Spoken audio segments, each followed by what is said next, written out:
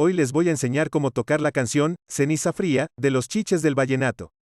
En tono la bemol, una canción romántica y clásica, espero que te guste y la aprendas toda.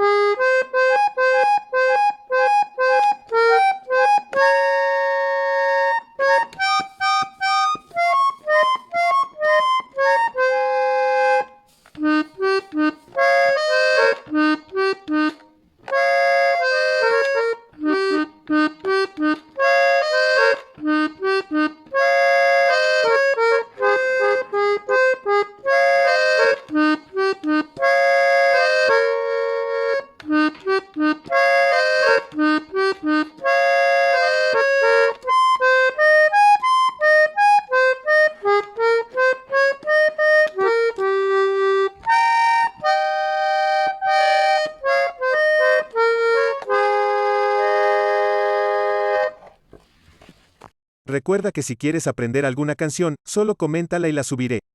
Gracias por tu apoyo.